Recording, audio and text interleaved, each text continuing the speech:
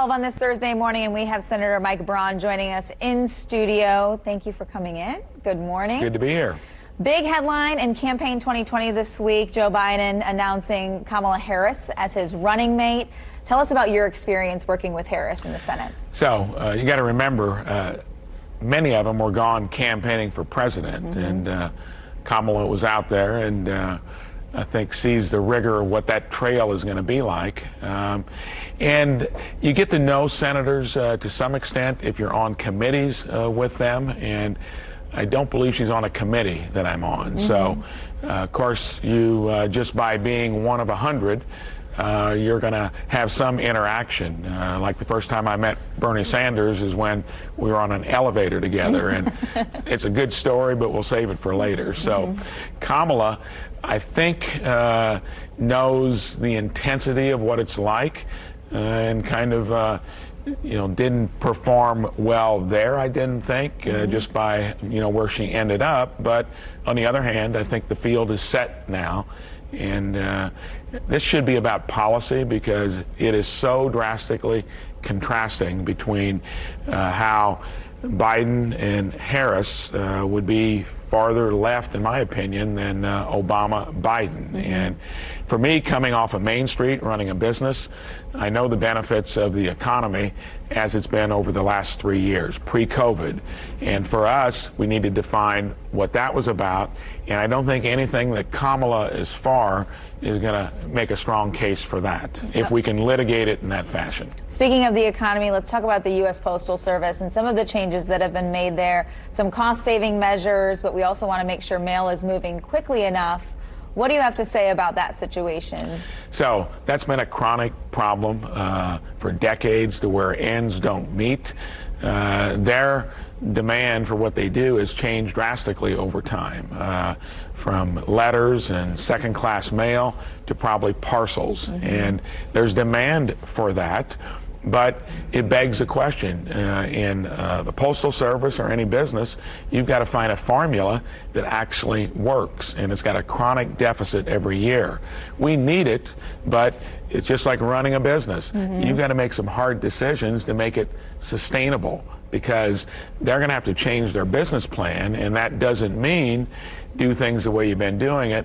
Ask Congress for more money. Okay, let's talk about COVID-19 and the stimulus talks. I know that that's been a tough road. You've been involved in it. Fill us in on where the negotiations stand and what needs to happen here in the next few days and weeks, months. So a couple things. When we did the package back in March, I think that was an example of how when you've got a crisis, you can do something. That's as quick as anything's moved, of course, in the time I've been there. Going forward, the public needs to know not all of the money has been accounted for or even spent from the first $2.9 trillion. And I always say, when I got there, hundreds of billions seemed like a lot of money, and now if it doesn't have a T behind it, it's chump change. So some of us actually worry about what this might mean down the road.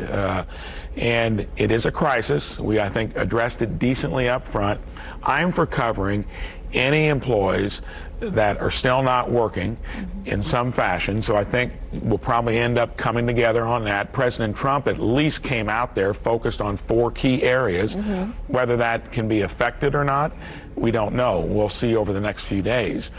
Businesses that were left out in the cold. Got one down in southern Indiana, Holiday World, that didn't qualify for a PPP loan.